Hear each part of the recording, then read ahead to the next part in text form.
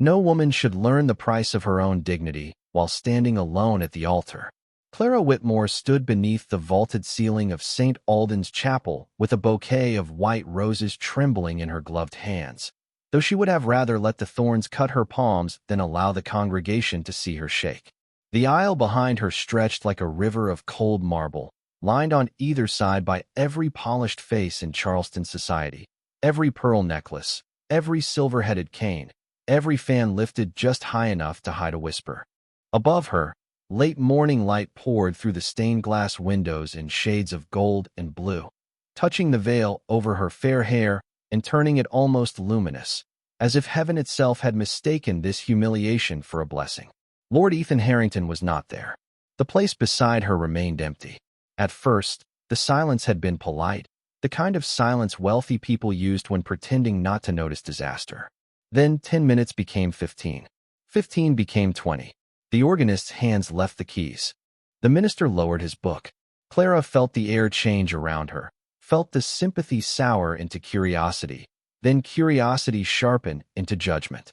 Somewhere in the third pew, Lady Margaret Vale leaned toward another woman and whispered, not softly enough, "A bride abandoned before the vows is hardly a bride at all." Clara's spine stiffened. She did not turn. She did not weep.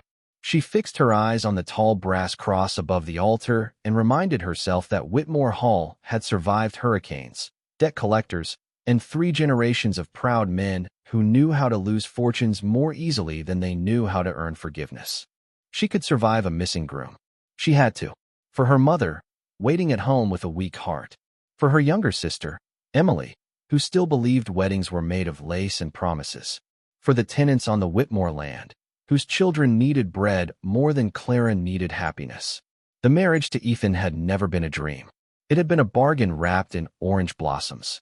His smile had been handsome, his manners effortless, his promises bright enough to blind anyone desperate to believe them. But now, standing before the whole city in a gown altered from her mother's wedding dress, Clara understood that some promises were only candles placed in windows by men who never intended to come home. The chapel doors opened with a low groan. Every head turned. Clara's breath caught, not with hope, but with the dreadful instinct that something worse was approaching. A young footman entered, pale from the winter air, his hat crushed against his chest. In his right hand was a sealed letter marked with the Harrington crest. He did not walk to Clara. He walked past her.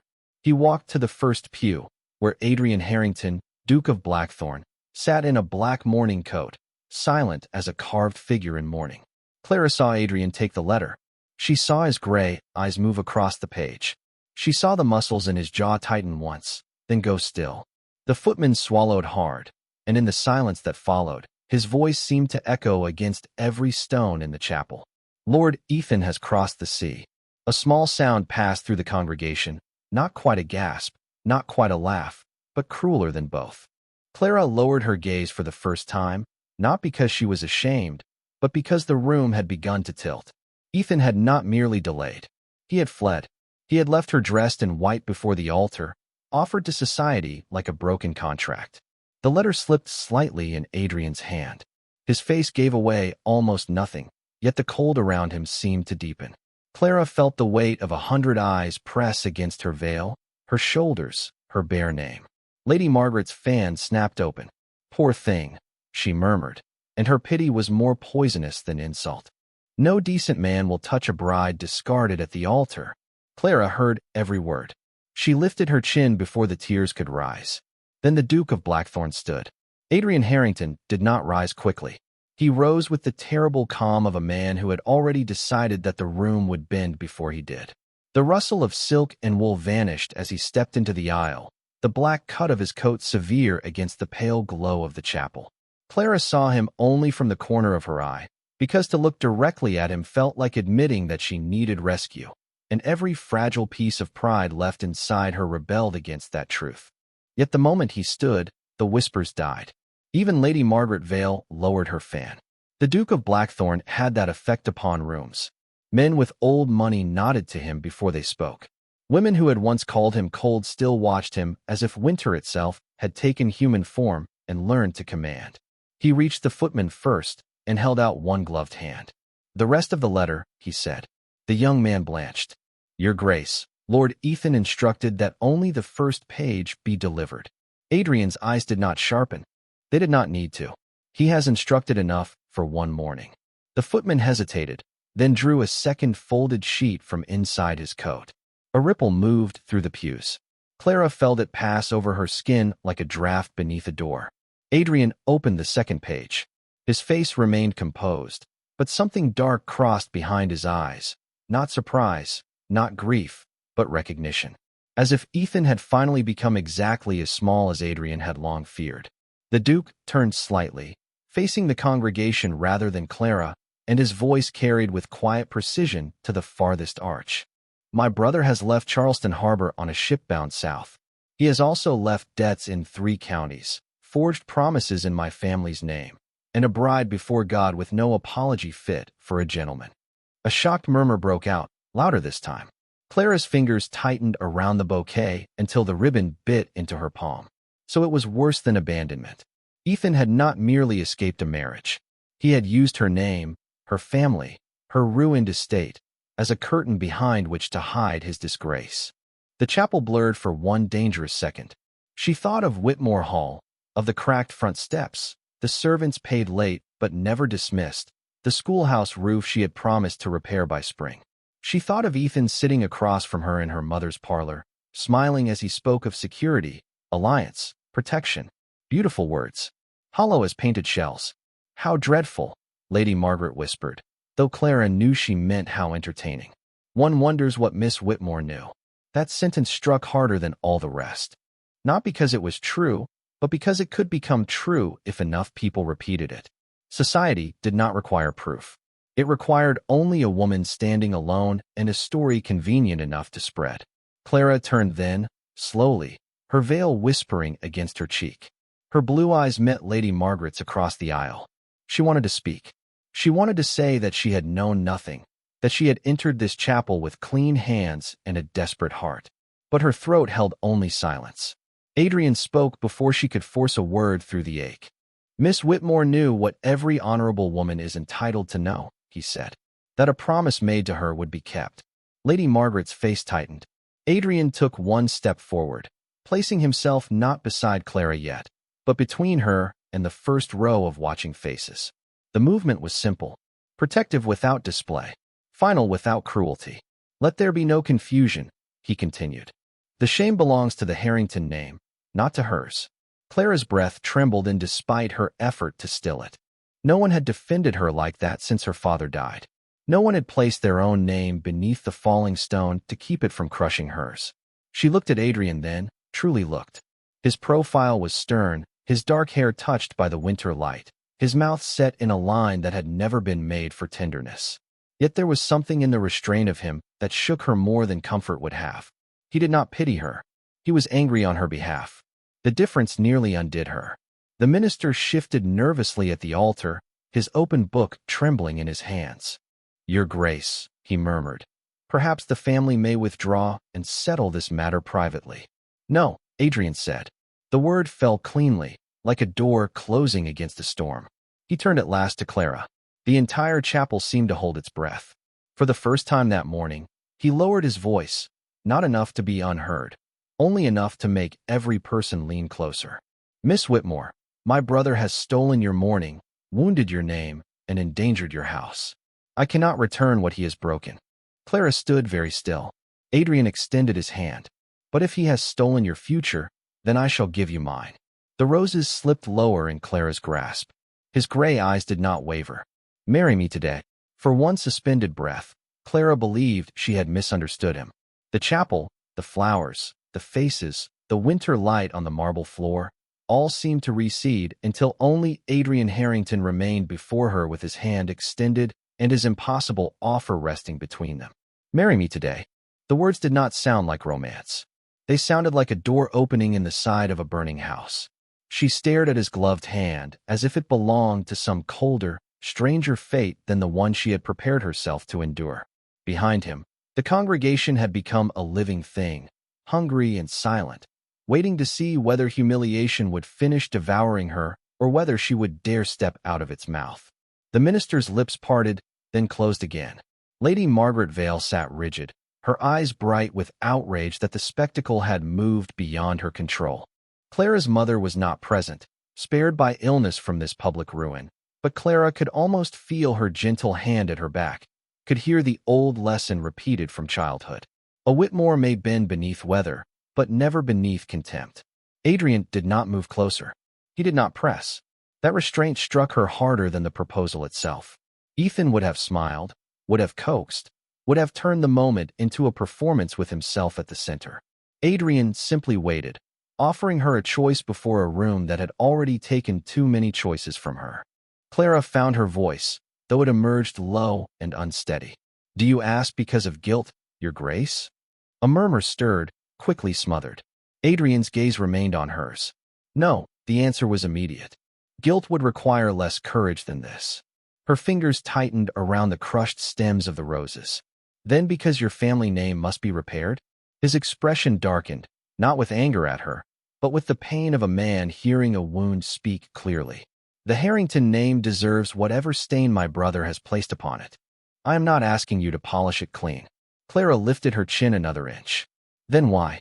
The chapel seemed to lean toward them. Adrian's hand remained between them, steady as carved stone. When he spoke, his voice lowered, and yet every word found her. "Because I have watched you stand alone too many times." Clara felt something within her falter, something more fragile than pride. He was not speaking of this morning alone. He meant the afternoon Ethan left her waiting in the parlor while creditors arrived at Whitmore Hall. He meant the charity supper where Lady Margaret laughed at Clara's mended gloves, and Adrian quietly placed his own donation beside hers so no one would know how little she had been able to give. He meant the day in the Harrington Library when Clara had argued for the Tennant Children's School, and Ethan had called her sentimental, while Adrian had asked how much lumber the roof would require. All those small silences returned to her now, no longer empty, no longer accidental. He had seen. Worse, he had remembered. "This will bind you to a scandal," she whispered. "I have survived colder things than scandal. It will make people talk. They are already talking. They will say I accepted because I had no other choice." His gray eyes softened by the smallest measure. "Then we shall know they are wrong." Clara looked past him at the crowded pews, at the faces waiting to rename her life before noon, at the altar where one future had collapsed and another stood severe and unadorned before her. She thought of Whitmore Hall, of Emily's books, of her mother's medicine, of every person who would suffer if Clara walked out ruined. But beneath all those duties was another truth, quieter and more frightening. She did not trust this offer. Yet she trusted the man, making it more than she had ever trusted the man who had fled. Slowly, Clara lowered the bouquet until it rested against her skirt. Then she removed one white glove, finger by finger, because if she accepted this fate, she would do it with her own hand and not through silk. The air left the chapel in a single breath as she placed her bare fingers into Adrian's palm. His hand closed around hers, warm despite the winter. Not possessive, not triumphant, protective. The minister swallowed and looked from Clara to Adrian, bewildered by the sudden rearrangement of destiny. "Miss Whitmore," he said faintly, "are you certain?" Clara turned toward the altar. Her voice did not tremble this time. "I am." Lady Margaret's fan snapped shut. Somewhere in the back pew, a woman gasped. Adrian stepped beside Clara, not in front of her now, but beside her, where the absent bridegroom should have stood. The candles flickered as if the chapel itself had drawn breath. The old ceremony began again, but nothing about it was the same. The white roses lay bruised against Clara's gown. Ethan's letter remained folded in Adrian's other hand like a dead thing denied its final victory. And before all of Charleston society, beneath glass saints and winter light, Clara Whitmore ceased to be the woman abandoned at the altar and became the woman a duke had chosen when the whole world was watching. The vows did not feel like words Clara had chosen, and yet each one settled over her with a strange, solemn weight. She repeated them clearly, because if society had come to watch her crumble, then society would hear her speak without breaking.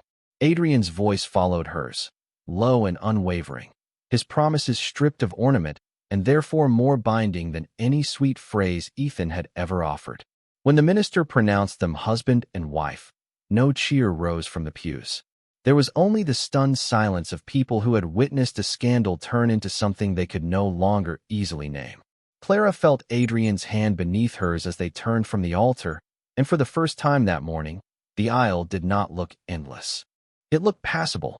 The same marble that had seemed moments earlier like a road toward disgrace now carried her away from it, step by measured step, while every polished face watched her become untouchable in a way none of them had expected.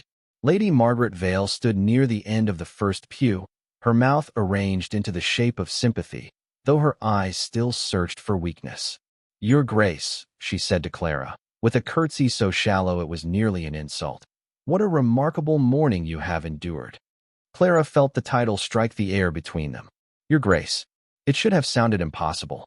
Instead, it sounded like a door locking. Before Clara could answer, Adrian paused beside her. "My wife has endured it with more dignity than most would bring to an ordinary breakfast," he said. Lady Margaret's smile faltered. Clara looked straight ahead, but warmth moved quietly beneath her ribs, dangerous because it was gratitude and frightening because it was more than that. Outside St. Alden's Chapel, the winter sun had hidden behind a veil of gray cloud.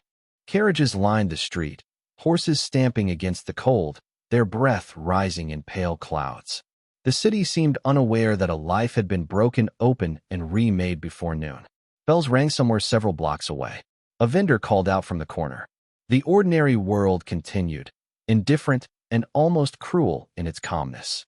Adrian guided Clara down the stone steps without holding her too tightly. That, too, unsettled her. Ethan had always touched as if being watched mattered more than being kind. Adrian touched only when necessary, but when he did, the world felt less likely to tilt. At the bottom step, a cluster of guests lingered, pretending to wait for their carriages while devouring every movement. Clara saw Mrs. Bellamy whisper behind her prayer book. She saw two young women glance at her left hand, where the ring now rested, plain and heavy, hastily taken from Adrian's own family signet chain because Ethan's ring had vanished with him. She saw pity turning into envy, and envy turning into calculation. By sunset, they would all have a version of the story. By tomorrow, none of those versions would belong to her. Adrian seemed to know it. "We leave now," he said quietly. "There will be no receiving line. People will say that I ran. People will say whatever profits their boredom." Clara looked up at him. His face was calm, but the letter from Ethan still lay folded inside his coat, close enough to burn through the fabric of the morning. "And what will you say?" she asked. Adrian's gaze moved over the waiting crowd, then returned to her. "That my wife owes no performance to those who came hoping to watch her suffer." The word wife trembled through Clara more than she allowed her face to show. A footman opened the door of Adrian's black carriage. Its interior was dark blue leather, austere, clean, smelling faintly of cedar and winter air. Clara gathered her skirts and stepped inside, feeling the weight of the altered wedding gown pull at her knees. Adrian entered after her and sat opposite, leaving a careful distance between them. The door closed. The street noise softened. For the first time since morning, Clara was hidden from the eyes of Charleston society. She should have felt relief. Instead, the silence inside the carriage pressed against her with all the questions she had not been able to ask. The wheels began to turn. St. Alden's receded behind them.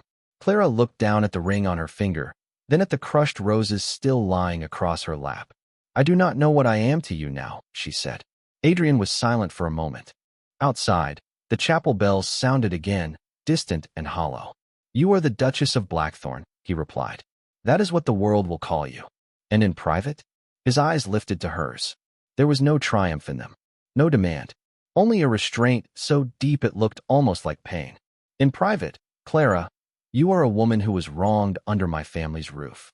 You will have your own rooms, your own accounts, and full protection for Whitmore Hall until every debt is examined properly." She stared at him, unable to speak. Protection for Whitmore Hall. Not a vague promise. Not a performance.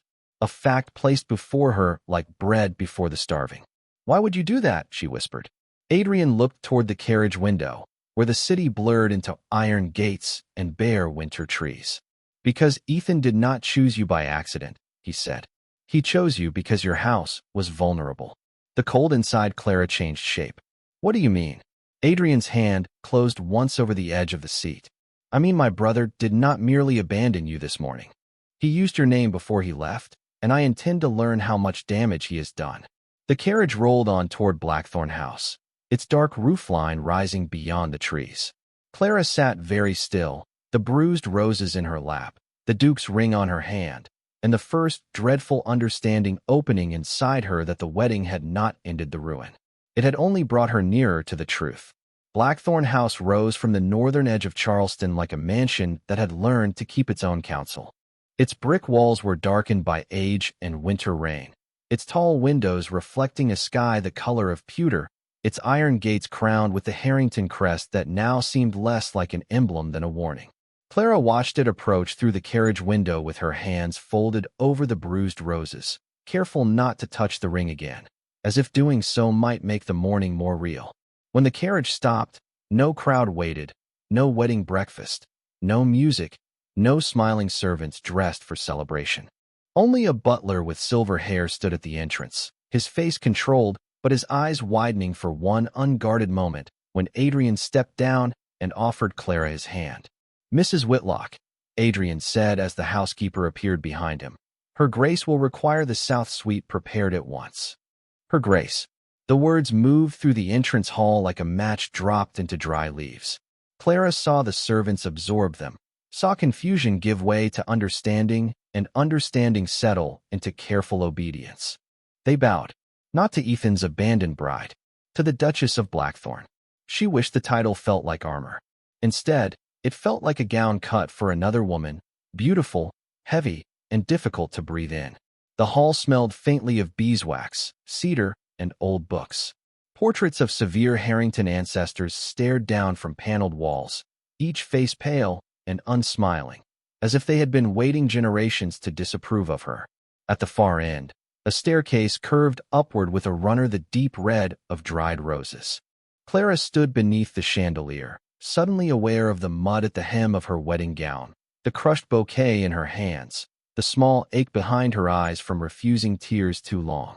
Adrian removed his gloves slowly. "You should rest. I would rather understand." His gaze found hers. The house had swallowed the city noise behind them, and in the quiet, the distance between them felt sharper. "There will be time." "There was time before this morning," she said, more softly than accusation, but not less true. "You knew something about Ethan." Adrian's jaw tightened. "I suspected, and you said nothing." The silence that followed was not empty.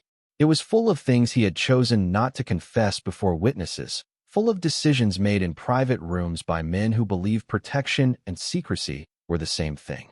Clara lowered the roses onto a small marble table. One white petal fell and rested there like a fragment of snow.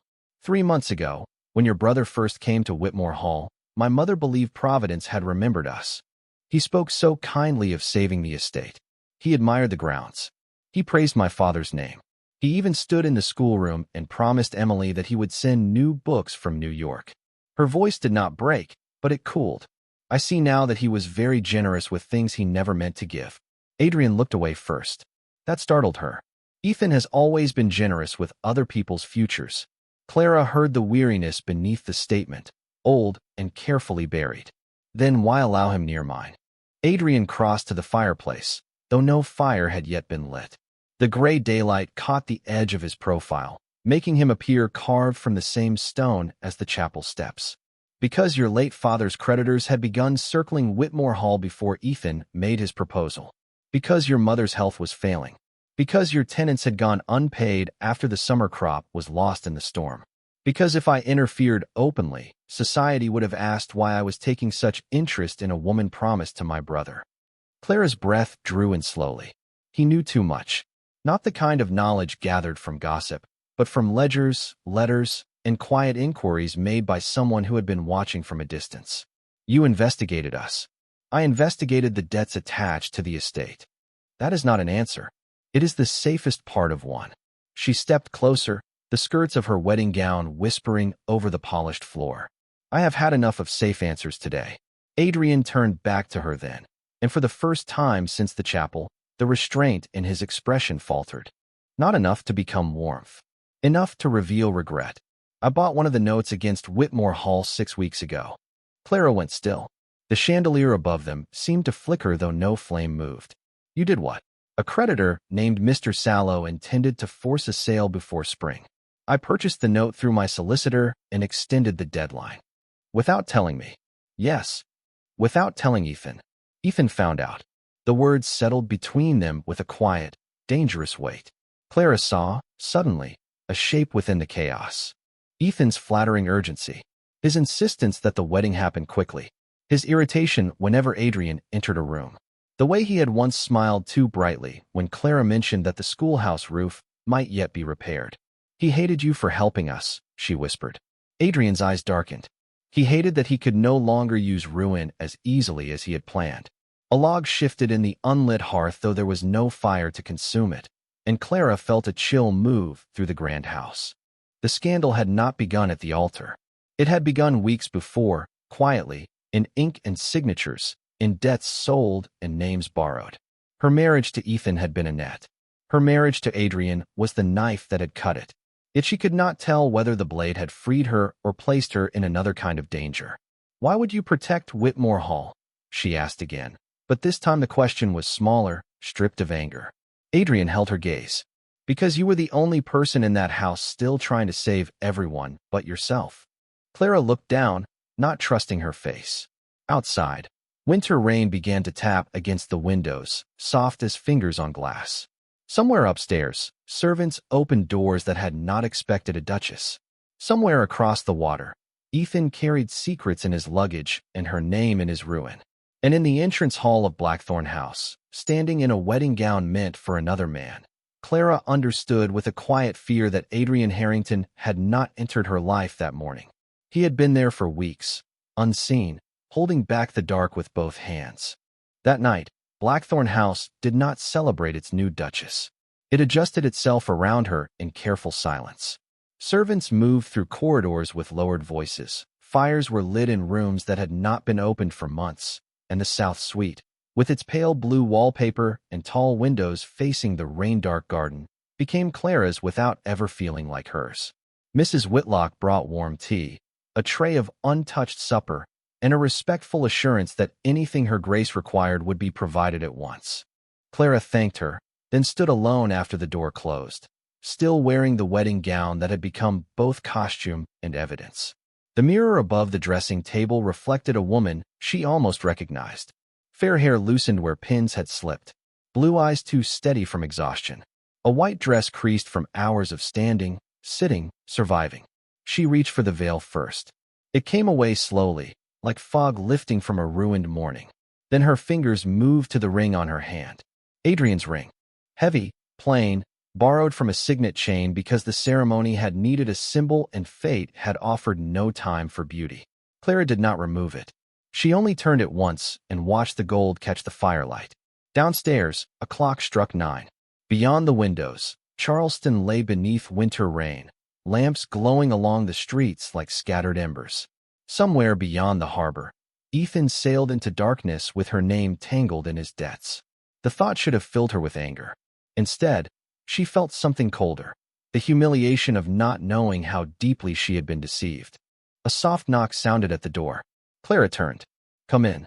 Adrian entered with a folder of papers in one hand and stopped just inside the threshold, as if the room itself belonged to her by law and conscience. He had changed from his wedding coat into a dark evening jacket, severe and unadorned. Without the eyes of the chapel upon him, he looked less like a duke and more like a man who had been carrying too much for too long. Forgive the intrusion, he said. I wanted you to have these before morning. Clara glanced at the folder. More truths. Some of them. He placed it on the small table near the fire, then stepped back. Not close enough to crowd her. Not far enough to seem indifferent. The first page lists the debts attached to Whitmore Hall. The second names which creditors are legitimate. The third concerns Ethan. The sound of that name altered the room. Clara lowered herself into the chair by the hearth because her knees had grown tired of courage. Tell me the third. Adrian's eyes rested on her for a moment, weighing how much pain honesty would add and how much more pain silence might preserve. He borrowed against your expected dowry before the wedding. Clara stared at him. Rain tapped against the glass. I had no dowry. He claimed otherwise. On what authority? Adrian's mouth tightened. A letter bearing what appeared to be your signature. The fire gave a soft crackle. Clara's hands folded in her lap, white against the dark blue fabric of the chair. She did not cry. That seemed to trouble Adrian more than tears would have. I signed nothing. I know. How? Because the letter misspelled your sister's name. Clara looked up sharply. Emily. The letter read, Emily. The smallest detail, and he had found her innocence inside it.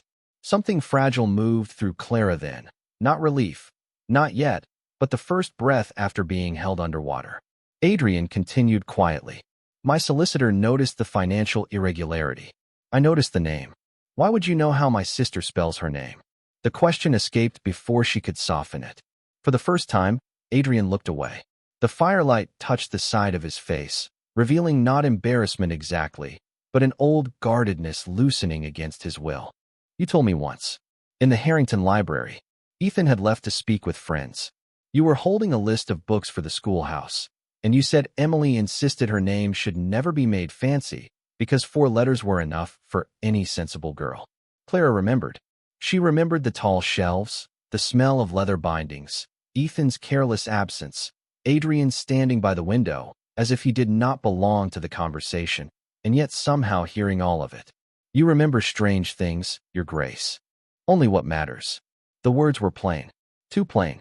Clara looked down at the ring again, and the silence between them changed shape. It was no longer only awkwardness. It was recognition arriving too early, before trust had learned where to stand. Adrian moved toward the door. You should sleep. Tomorrow will be difficult. Because of Ethan? Because society prefers a lie it can enjoy over a truth that shames it. He paused with his hand near the handle. But I will not let them wound you twice. Then he left, closing the door with a softness that felt more intimate than any vow spoken before witnesses. Clara sat beside the fire long after his footsteps faded, the folder unopened on the table, the rain tracing silver lines down the windows. She had entered Blackthorn House as a woman rescued from scandal. By nightfall, she began to understand that rescue was not always gentle, and protection was not always simple. Sometimes it arrived dressed in black, speaking in cold truths, remembering the spelling of a little girl's name when everyone else had forgotten that names were sacred things. Morning came without mercy, pale and rain-washed, laying a thin gray light across the south suite, as if the house itself had refused to pretend the day would be kind. Clara had slept little. The folder Adrian left remained open on the writing desk, its pages arranged in careful lines of debt, dates, names, and signatures that made ruin look neat enough to be respectable. She had read until the candles burned low, until the numbers blurred, until Ethan's charm became nothing more than ink pretending to be honor. By breakfast, she understood 3 things. Whitmore Hall was in greater danger than she had known. Ethan had used her expected marriage as credit before the vows were ever spoken, and Adrian had been fighting part of that danger long before he had the right to call her wife. Mrs. Whitlock entered with a dark blue morning dress sent up from some carefully stored family wardrobe, altered in haste by 2 maids who worked with quiet sympathy and quick hands. Clara allowed them to help her out of the wedding gown at last. The white fabric was folded away, no longer bridal, no longer innocent, but preserved like evidence from a trial no court would ever hold. When Clara descended the staircase an hour later, the servants bowed, and she felt the title settle again over her shoulders. Duchess, a word born yesterday, still unfamiliar, still heavy. Adrian waited in the breakfast room beside a window streaked with rain, a newspaper folded untouched near his plate. He stood when she entered, not dramatically, not because anyone watched, because he believed standing for her was proper even after a marriage made from disaster. That simple courtesy nearly unsettled her more than the scandal. Good morning, he said. Is it? Clara asked before she could stop herself. The corner of his mouth changed, not enough to be a smile, but enough to prove he had heard the weariness beneath her words. No, but it is morning. She sat opposite him, the long polished table between them like a narrow river neither knew how to cross. Silver dishes waited beneath lids. Coffee steamed in porcelain cups. Everything was elegant, ordered, untouched by the chaos that had brought her here. Adrian poured her coffee himself before the footman could move. No sugar, he said quietly, placing it near her hand. Clara looked at the cup. You remember that too. You once said sweet coffee was an insult to honest bitterness. She had said it to Ethan, teasingly, during an afternoon call. Ethan had laughed without listening. Adrian, standing by the mantel, apparently had not. Clara wrapped both hands around the warm cup. You make a habit of standing in rooms unnoticed. It is useful and lonely. The question surprised them both. Adrian's gaze lifted. For a moment, the morning room grew still around the falling rain. Often, he said, no ornament, no defense, just one word, placed honestly between them. Clara looked away first. Honesty from him was becoming difficult to resent. A footman entered then, carrying a silver tray with the Morning Post. Adrian took the letters, sorting them with efficient indifference until one envelope halted his hand. The paper was cream, expensive, and sealed with dark green wax. Clara saw the change in him before he spoke. The room seemed to lose several degrees of warmth. From Ethan? She asked. No.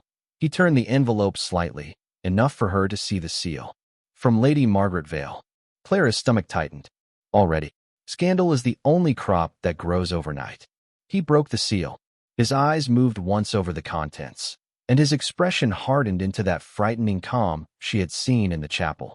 She invites us to supper this evening. Clara almost laughed. The sound caught before it could escape. Invites us. Displays us. It would bring candles, china, and polite conversation, then call the cruelty hospitality. We will refuse, Adrian said. Clara turned back. His certainty was immediate, protective, almost too easy. No, he stilled. Clara. Her name in his voice was quiet, careful, and more dangerous for that reason. She stood, smoothing one hand over the borrowed blue skirt. If I hide today, Lady Margaret will write the story for me. By tomorrow, I will be the desperate woman who trapped a duke after his brother fled. By next week, Whitmore Hall will be a punchline over tea. Adrian's eyes did not leave her.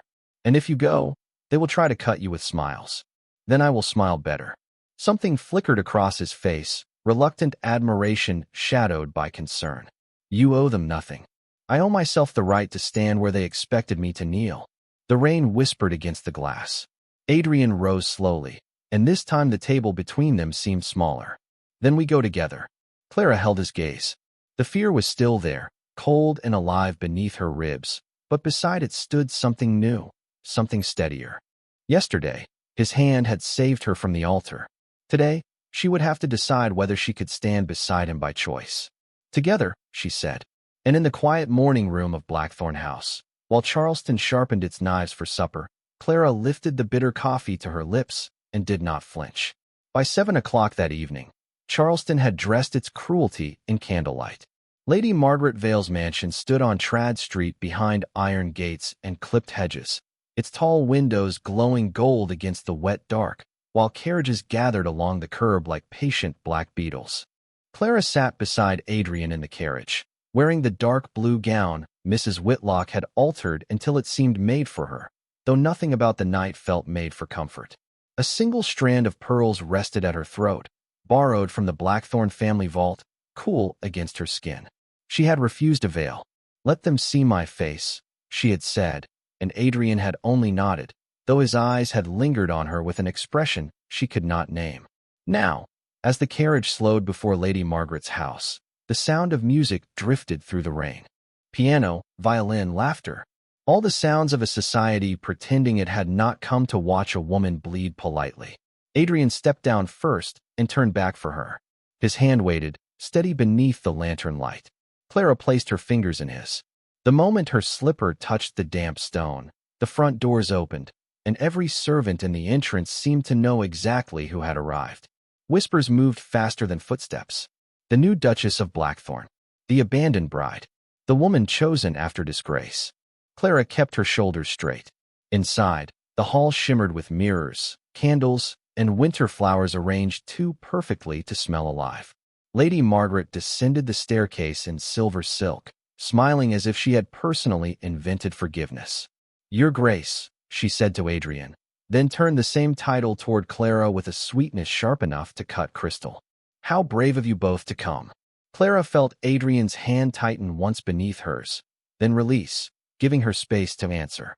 How kind of you to invite us so quickly, Clara said. One might think you had been preparing for our arrival all day." A hush touched the nearest guests. Lady Margaret's smile thinned by the width of a thread. "Concern travels fast among friends." "So does curiosity," Clara replied. "It is often mistaken for concern by those who profit from it."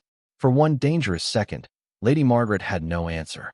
Adrian looked at Clara then, and though his face remained composed, his eyes held something warmer than approval. Pride, perhaps, or the first quiet astonishment of a man discovering that the woman he had shielded did not intend to remain behind him. Dinner was served in a room glittering with polished silver and pale flowers. Clara sat at Adrian's right, aware of every glance that touched her ring, her gown, her mouth each time she lifted her glass. Questions came disguised as kindness. Was she overwhelmed? Was her mother informed? Would Whitmore Hall now be closed? Had Lord Ethan seemed troubled the night before? Clara answered each with calm precision, offering nothing they could use and nothing they could pity. Adrian spoke rarely, but when anyone came too near the wound, his silence changed the air before his words did. Halfway through the meal, Lady Margaret leaned forward, her eyes bright over the rim of her wineglass. "I suppose, my dear, the speed of the ceremony must have felt rather bewildering. One can hardly prepare the heart for one brother when fate delivers another." Several guests lowered their eyes to hide their interest. Clara felt the room waiting. She could feel Ethan's shadow stretching across the table, feel every person hoping she would blush, stumble, confess confusion. Instead, she set down her fork gently. "The heart is not a seating card, Lady Margaret. It is not ruined because someone placed the wrong name beside it." A soft intake of breath moved around the table. Lady Margaret's hand tightened on her glass. "How poetic." "No," Clara said, "only practical. Yesterday taught me that a name spoken at the altar means little if there is no honor standing behind it." Adrian's gaze turned toward her, still as midnight. Something passed between them then, silent and startling. Not gratitude, not obligation. Recognition. Lady Margaret saw it. Her expression hardened. Before she could answer, the butler appeared at the dining room door carrying a small silver tray. "A letter has arrived for His Grace," he announced. Adrian accepted it. The seal was broken from travel, stained by salt air, marked with Ethan's familiar green wax. The room seemed to stop breathing. Clara looked at Adrian's hand as it closed over the envelope. The scandal had followed them to dinner. Adrian rose. "Excuse me." Clara stood with him. Every eye lifted. Lady Margaret's voice floated across the table. "Surely nothing private among family, Your Grace." Adrian looked at her, cold enough to quiet the candles. "Everything worth protecting is private." He offered Clara his arm. She took it. Together they left the dining room, not hurried, not shaken, while the guests sat trapped behind their own hunger for spectacle. In the shadowed hallway beyond, Adrian broke the seal and read. Clara watched the color drain from his restraint, not from fear, but from fury held too tightly to show. "What does he say?" she whispered. Adrian folded the letter once, slowly, as if he wished to fold Ethan himself into silence. "He claims he can prove I wanted you before you were free to be chosen." Clara's breath caught. The house beyond the closed doors hummed with music and malice. Adrian turned toward the nearest fireplace, where flames bent and trembled under the draft. "If he sends this to the papers, they will say I arranged his disappearance to take you for myself." Clara looked at the letter, then at the man who had remembered her sister's name, bought time for her home, and stood beside her while the city sharpened its tongue. "Did you?" she asked softly. Adrian's eyes met hers, and for the first time all evening, he looked wounded. "No," one word. "Bare. Honest. Enough." Clara reached for the letter before he could cast it into the fire. Her fingers brushed his, and neither moved away. "Then we do not burn the truth because a liar has touched it," she said. "We carry it back into that room." Adrian stared at her, as if the storm he had expected to face alone had suddenly learned his name and stood beside him. Then Clara placed the letter in her hand, lifted her chin, and turned toward the dining room doors. Clara returned to the dining room with Ethan's letter in her hand and Adrian at her side, and the room felt her before it understood her. Conversations fell away one by one. Forks paused above porcelain. Lady Margaret Vale's smile returned too quickly, like a curtain drawn over a window after something shameful had been seen. Clara did not sit. She stood behind her chair in the dark blue gown that had not been made for triumph. Wearing pearls borrowed from a house she had entered only that morning, and a ring given in haste by a man society was already preparing to condemn. The letter trembled once between her fingers. Only once. Then she stilled it.